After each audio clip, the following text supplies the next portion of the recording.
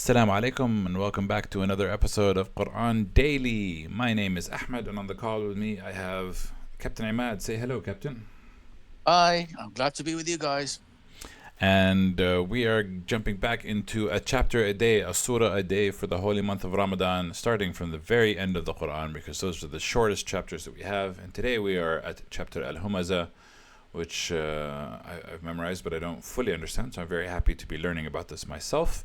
Before we begin, we must explain that we're not Quranic scholars, nor are we Arabic linguists or students of the Arabic language. We are merely undergoing a journey to discover about the Quran and share our learning with you. So if you have a different perspective, feel free to drop a comment. We absolutely welcome and encourage discussion and communication. And before we begin, we say A'udhu billahi minash shaitanir rajeem, Bismillahir Rahmanir Rahim, which means I seek refuge from God from the devil, and in the name of God, who's most merciful and whose mercy is most encompassing. Over to you, Captain Imad. Okay, we have reached Surah Al-Humazah. Now, السورة هذه فيها كلمتين, همزة ولمزة. We need to explain what do they mean. ويل لكل let me read the chapter completely and then we'll explain. Sure. أعوذ بالله من الشيطان الرجيم, بسم الله الرحمن الرحيم. ويل لكل همزة لمزة الذي جمع مالا وعدده يحسب أن ماله أخلده كلا لينبذن في الحطمة وما أدراك ما الحطمة نار الله الموقدة التي تطلع على الأفئدة إنها عليهم مؤصدة في عمد ممددة. Maybe you notice that when I read همزة لمزة ما قلتش لمزة although في تحتها تنوين كسر. In reading Quran, when you stop, you don't move the last letter. I'm sure you know that. Are you aware of this, Ahmad? Yeah, so I'm aware of this, but to kind of explain it, maybe those who are not familiar with the Arabic language, the symbols above the letters and below the letters describe how you're supposed to say the letter. So li, this is because there's a line below it. So he was saying humazatin, which you see this means that you give the noon sound at the end of it, humazatin in a downward slant, but he said lumazah instead of lumazatin because he was stopping at the end of the ayah, and therefore we don't mention the last degree. If you stop, if you were to continue وَيْلٌ لِكُلِّ هُمَزَةٍ لُمَزَةٍ الَّذِي جَمَعَ مَالًا وَعَدَّدَهُ, technically it would work, but the whole point of this is that it's supposed to be the end of the verse, the end of the ayah, and we're supposed to stop at that number 1. Perfect. Yeah. Okay. So ويل لكل همزة لمزة. الهمزة هو الذي بالكلام يعيب على الناس بالكلام. Yeah. So to slander people with words. Anyone who uses words to slander people. لمزة الذي يعيب على الناس بالفعل. The one who goes against people, but in terms of action. So here it's you using words against people to put people down, and here's action. So I guess they've translated it to backbiter, but yeah, to do stuff. For instance, في السورة في القرآن الكريم بتقول الذين يلمزونك في الصدقات.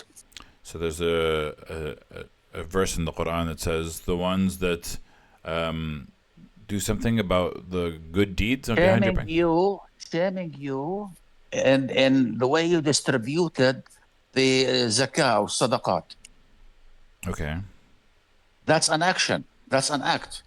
Humaza, they talk behind your back. Lumaza, they talk to your face. Okay, Lumaz is in front of you and Humaz is behind you. Tamam. Okay. Wailun, like again, we know what Wail means. It's been said that it's the name of a valley in the hell. But I mean, if we also translate it to Wailun, meaning like woe, like it's shame for all those, Wailun, yeah, Torture. الويل هو العذاب. Torture.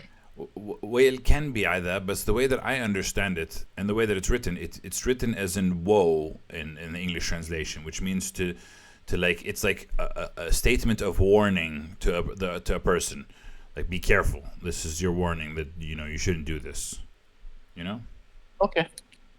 Next. Yep. الذي جمع مالا وعدده. He who collected money and he has put it in sections. I have 1,000 camels, 2,000 heads of herd. I have 5 million coins in gold. I have houses. I have this, that, and the other. هذا اللي جمع مالا وعدده. This is the one who, yeah, he's counted his wealth. He's looking at his wealth and he's saying, this is, and what is he doing with the counted wealth? Let's see the next verse. يحسب أن ماله أخلده. He thinks that his wealth is going to make him more immortal.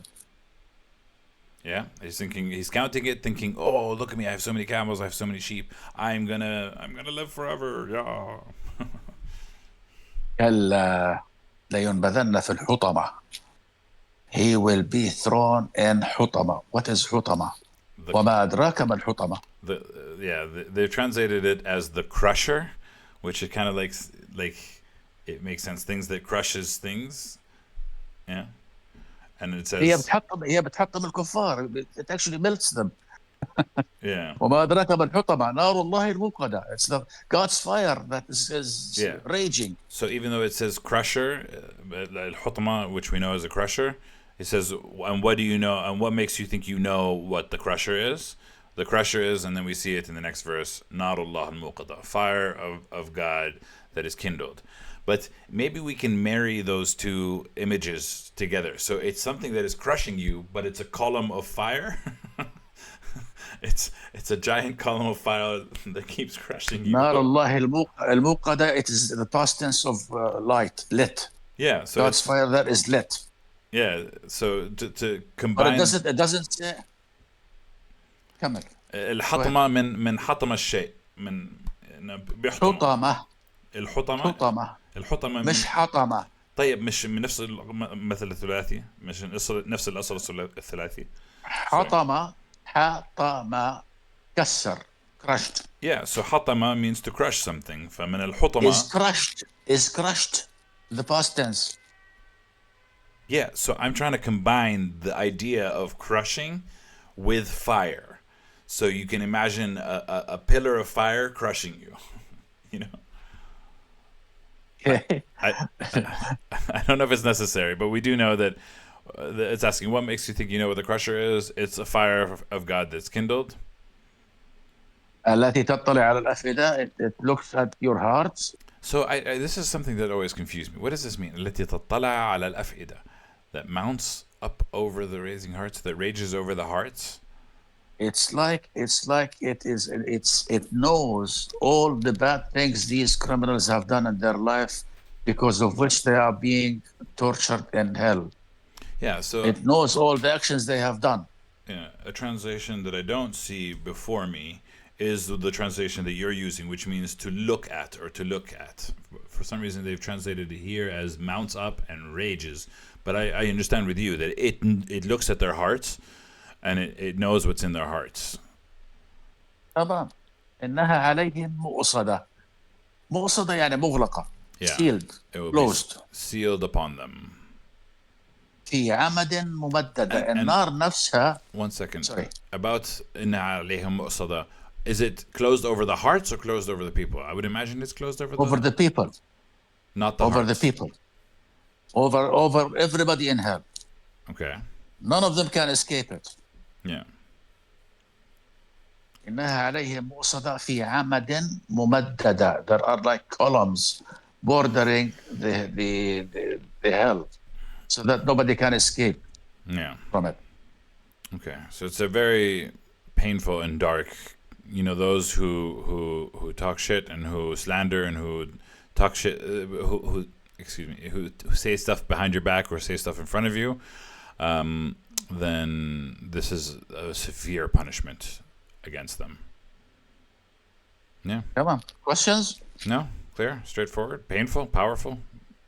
Okay, done. Yeah. As usual, we always end with صدق الله العلي العظيم, which means trusted is the word of God, who is most elevated and most high in glory. Thanks for watching, everybody. Take care. Bye.